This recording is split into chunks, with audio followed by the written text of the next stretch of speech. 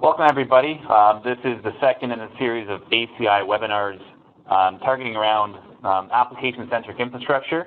So for those of you who joined the last session, which was a couple weeks ago, we had the privilege of having Joe Onasek, one of our technical marketing engineers, give a bit of the background story and the high-level view of ACI. So what we're going to do is continue on with this series and dive a little bit deeper into some of the and what we'd like to accomplish today is take you through the fabric setup of ACI. So we'll take you through an actual fabric we have in our lab here, and we're going to walk through as if you were setting it up in your lab. You've unboxed it, you've got some basic cabling connected. What do you have to do and how easy is it to set up ACI? So as you guys have questions, as Matt said, please feel free to shoot Mike a question in the Q&A panel. And if there's anything you'd like to discuss further, we're going to have an open live forum discussion going on for the next week or so. Okay, so just a quick review of the fabric.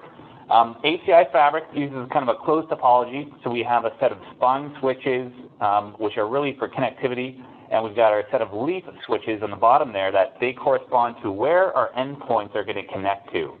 So really, our capacity-wise, we're looking at the leaf ports because that's really where all of our endpoints are going to connect. So the amount of ports I'm going to need is going to dictate how many leaf switches I require. So we definitely have at least 2 spine switches. Now, depending on how big your fabric is and how many endpoints, you're going to grow your fabric as you need to. So the nice thing about ACI is growing your fabric is extremely easy. There's not a lot of reconfiguration we have to do to add additional capacities. So it makes it a nice solution to be able to grow if and when we need it. In terms of, how can we connect? Well, you can have virtual endpoints, you can have physical endpoints. And we really do really cool things in terms of normalization. We can use VLAN headers, we can read into VXLAN, NVGRE, so we're really not limited to a specific hypervisor or a tunneling protocol. We can have endpoints across a number of platforms, so we really do marry the best of the virtual and the physical world together in one solution. So overview today of what we're going to do. I've got a few slides I have to go through. I'm definitely not going to keep them very long. I want to get into the live demo and show you what it's all about. So what we're going to do is we got a couple of prerequisites that have already been completed. So these are things that we're going to assume have already been done.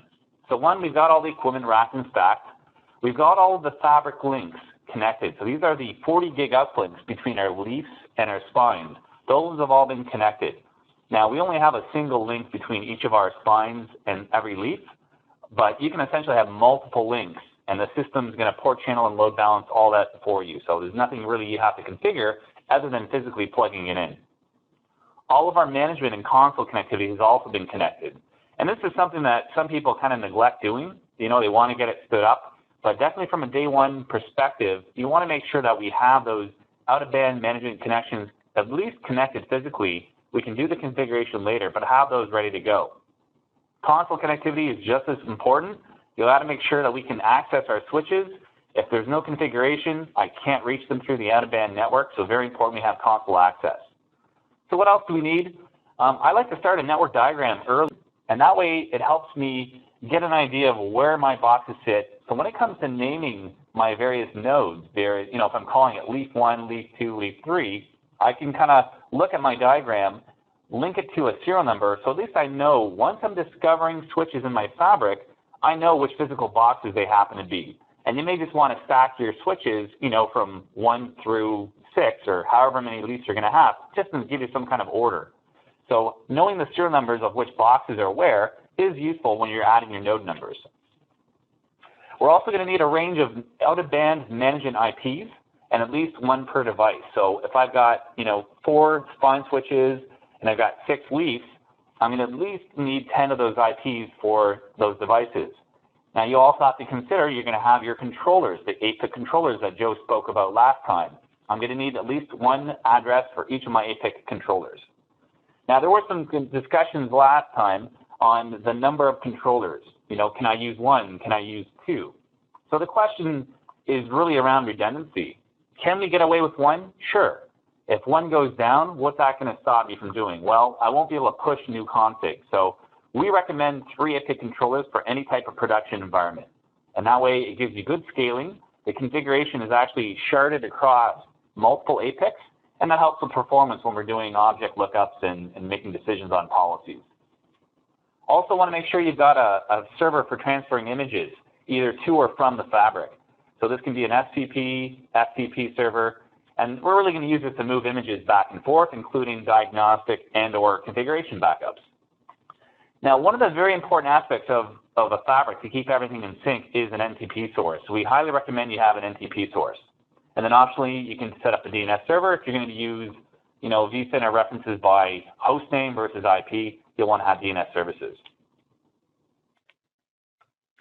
Okay, so fabric bring up. So what happens in our fabric here is all of our controllers are configured one by one. And what they do is they're going to use link layer discovery protocol to discover the neighbors, what else is connected. So it's really nice that I don't have to go in here and configure all of the switch links individually. This gives me a nice, easy way to really set up my APIC. It discovers the neighbors. As soon as I add that first leaf to my fabric, once I add that to the fabric, it's then going to discover all of its neighbors. So that first APIC 1 discovers leaf 1. As soon as LLDP goes out, it's going to see all those 4 spine switches, which makes it nice and simple. And then as we add again, we accept these into our fabric, it's going to discover everything else they're connected to. So you can see it's kind of building out our fabric as we go through. The last 2 APICs there, 2 and 3, are going to get added into our fabric. We're going to still set up the management IP address, but all that other configuration has really been done on that first fabric. So this is going to build as we go. I don't have to have a touch point on every single one of my switches individually, which really saves a lot of time. So the bring up process at a very high level is very simple. Like we said, we're going to power on the first APIC. So again, my APIC's already plugged in. I've got it, connected to my leaf switches. I can have my APIC connected to 2 switches. So usually you have, your APICs spread across your leaf switches just for redundancy. I wouldn't plug all my 3 APICs into, leaf 1 and 2. I'd maybe spread them across. Maybe do 1 and 2, 3 and 4, 5 and 6, just to spread out a bit of the load across. After that, I haven't configured the APIC yet, so we go to the virtual KVM, which is the Cisco Integrated Management Controller. That is something that we set up from console, essentially, when you connect your APIC for the first time. So if you had a crash cart connected, I would go there and really configure that out-of-band platform management. So if you're familiar with Cisco, you know what CIMC is. Relevant to other platforms, HP has the Lights Out, IBM has DRAC, there's a couple other platforms, but essentially it's how I can get that virtual KVM. So we need to have that access to the SIMC in the first place. Once I get access to the APIC, I got the console open, then I'm going to answer a setup dialog very similar to how I would on a standard switch. It's going to ask me a bunch of questions, IP address, subnet, gateway, and we'll go through those in our demo here as well. And then we can repeat that for each of our controllers. Once we've done that, the APIC really comes online and the GUI comes to life. So at that point, I'm going to switch gears, open up my browser to the IP address of one of my APICs.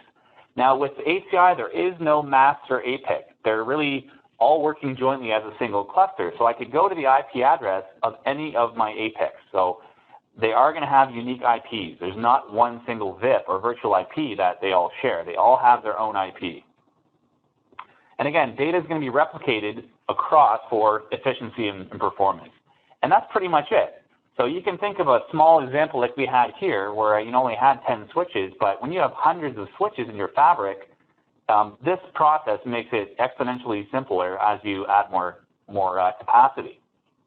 In terms of the clustering, I'll show you this in the GUI as well. We can monitor the fabric health. Right now you can see here it shows us as fully fit, but that's what I'm looking for. It gives me a nice live reporting on the health status of my fabric. So we want to see green lights all the way across. So just a word on dual homing. Again, like we said, you probably want to connect your APICs. They usually have dual 10 gig connections into the fabric. And again, any devices, be it an APIC or an endpoint, is always going to connect to my leaf switches. So usually we spread these across multiple devices. And I don't have to do any crazy port channeling or teaming at all in the APICs. That's all handled for me. So really, I plug it and let it go. And it's going to take care of the bonding, setting all that for me. So once we plug in our APIC and we start the discovery process, we're going to start detecting the other nodes.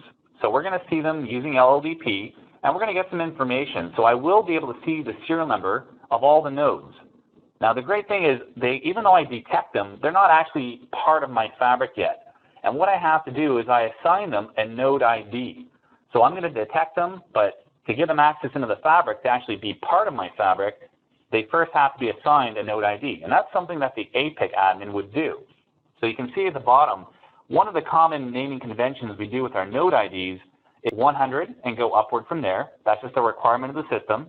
So typically, my APICs are starting at 1, 2, and 3 for their node IDs, but my leaf switches have to start no lower than 100. So typically, we like to start at 101, 102, 103, and go upward, and we kind of marry that to the name that we're going to give that device. So you can see node 101 is going to correspond to leaf 101. Now similarly, on my spine switches, I like to separate them in the 200 series, just so I know they're a bit different. So when I'm looking at a node ID 201, I know right away that that's going to be a spine switch. And I got my spine switches there 1 through 4. So this is kind of what's going to look like when we do our demo here. So once I've connected everything and I've done a bit of discovery here, I'm going to see all of my nodes show up in the Fabric membership by a serial number. And that goes back to why I said it's important to have a good topology to kind of show you which switch is which. If I look across here under the model column, I can see that I've got these different models, but I don't really know which one. If I have two 9508s, how do I distinguish one physically in my rack from another? Now that may not be so important after you know where they are, but at least in your initial setup, when you want to tag stuff and kind of put a physical label on it in your data center, it's good to know which ones are which. Now right across, you can see on the last column or second last column, it automatically is going to know the role. Based on the connectivity and the model, it knows that that node is going to be a spine switch. So my 9508 is going to be my spines, and I've got a number of leaf switches down below that. Over across in the very last column, I've got the IP address. Now this is an internal address, which I'll talk about in a second. But essentially, the Fabric has an internal IP address scheme called a tunnel endpoint address pool that it uses for that internal communication. So when we're doing forwarding decisions, we've got this internal addressing scheme based off ISIS to help do our forwarding decisions across multipassing throughout the Fabric. And that's something that we will set up the pool when we do the APIC. That's one of the dialogue responses we have to provide is enter a pool or a range. And typically we'll make it a /16 address pool. And typically it'll be something that we're not using in our production network. So if I was using a 10/16 subnet in my production network, just out of best practice, we would recommend that maybe I'll use a 11/16 for my infrastructure address pool. And again, these will be automatically allocated. So I define the pool, but the APICs are going to hand them out to all the nodes as they're entered into our Fabric. So it's always good to look at your topology. And with ACI, you go into the UI, we can have a nice, simple visual representation of our devices. So I can see where my APICs are connected. I can see all of my spine switches. And this is really dynamic. So as I add more lead switches, I'll see this diagram will grow. So it is a dynamic, kind of living topology view of my Fabric. So we talked about this infrastructure VLAN. Now, by default, historically, we used to recommend 4094 as the default VLAN ID for this. And that was because it's a high range, not too many people are using it. However, we've actually changed this behavior. So talking a lot about infrastructure and these IPs, these tunnel endpoints and infrastructure VLANs are really only used for the routing and the moving traffic around. But for management, for accessing those switches, we still have to think about management IPs. So we actually have two ways of accessing device management. We can either do it in band or we can do it out of band. So in band is going through our Fabric, out of band is going through that front panel port, specifically used for management, like you'd see on most of our Cisco devices. So the way we set that up is we can create a management pool of addresses, and you're going to find that almost everything with ACI is based on policies. So we don't just go to a device specifically and configure individual devices. That just doesn't scale. With ACI, we want to create a pool of addresses, and then we can assign that to a range of nodes, and then let the fabric hand out those IPs.